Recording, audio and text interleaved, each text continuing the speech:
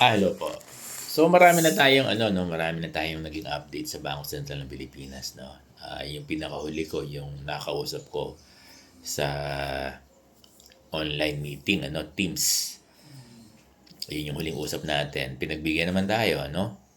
So yung letter natin ng appointment, yun na yun. Oo. Ang sabi ng BSP dun sa sulat natin, yung una, ay pinag-aaralan nila, no?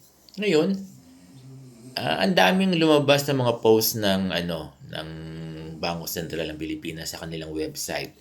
At ano yan, nire-release yan ng mga media outfit na parang Manila Bulletin, no? Nakita nyo? Sinesend lang sa akin, pero seemingly legit. At kung titignan nyo sa website nila, yun din naman ang mababasa nyo. Ano ang mababasa natin? Di ba? Na parang positive sila, no? Na maglalabas ng policy ng long-term extension ng mga loans. Di ba? Ako, yun ang interpretation ko. Nabasa niyo yung mga post, di ba, ng BSP sa kanilang website. Nire-release ng mga di ba, ng mga media outfit. Sa FB, nababasa natin. Ang dami ko nababasa. May guro na nagtanong. Doon sa 7 years to 10 years, sinagot siya ng Bangko Sentral. Sabi, di ba? Kino-consider. So, yung mga post ng BSP, Bangko Sentral ng Pilipinas, kung babasahin nyo, positive sa long-term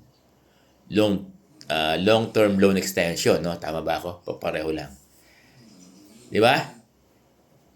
Kaya lang ito ng teachers. Kailan po yan mangyayari sa lubong? Yun lang.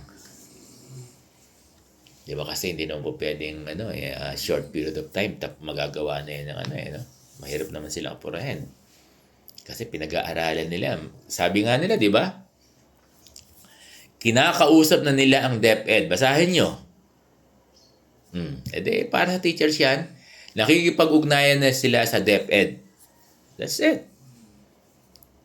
Teachers ang yan, ang concern dyan. So, dear teachers, ako para sa akin tama yung, tama yung mga katulad din ng mga kaguro natin na iniisip nilang positive. Ako rin, I for one. Saan na nababasa ko sa mga post ng BSP na talagang di ba?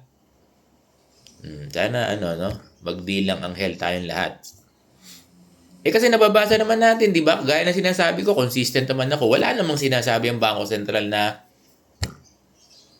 na bawal yun. Hindi sila gagawa ng ganung policy. At hindi pwede yun.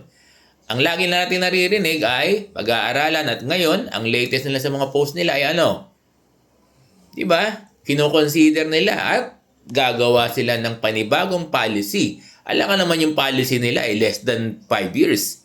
So kung gagawa sila ng another, kasi sabi nila, di ba basahin nyo? English nga lang joke. Ang sabi, gagawa sila ng another policy sa loan terms. Alam nga namang less than 5 years yan. Hindi, more than 5 years yan. 7 years or 10 years probably. Di ba? So, dear teachers, yun yung aking assumption. Ewan ko kayo Kasi very clear naman Legit naman yung mga post nila di ba? So, nagkakaintindihan ba tayo, dear teachers? Yun nga lang, yung tanong nyo, ang hindi natin ma-predict kung kailan. Diba? Hindi natin ma-predict. Parang may sugat ako sa tuhod. Kung kailan.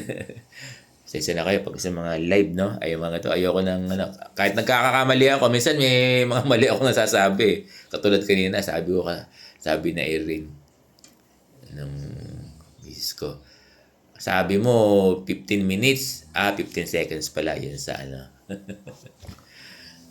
kaya lang, pag mga ganyan, medyo namamali ako. Ayoko nang uulitin kasi the show must go on. Basta read between the lines. Kung may nagkakamali ako ng word, titignan nyo na lang, read between the lines at kung ano naman yung essence na sinasabi ko, yun na yun. Diba? Yung kabuuan naman ng... Bisa kasi namamali ako sa sobrang excited. So, dear teachers, BSP, diba? Sa kanilang mga posts, positive ang sinasabi nila sa long-term extension. So, naniniwala kayo, basahin nyo. Diba? Kayo hindi naman nagsasend sa akin yan binabasa ko Ngayon, yung tanong kung kailan, yun lang dear teachers. Hindi natin mapredict.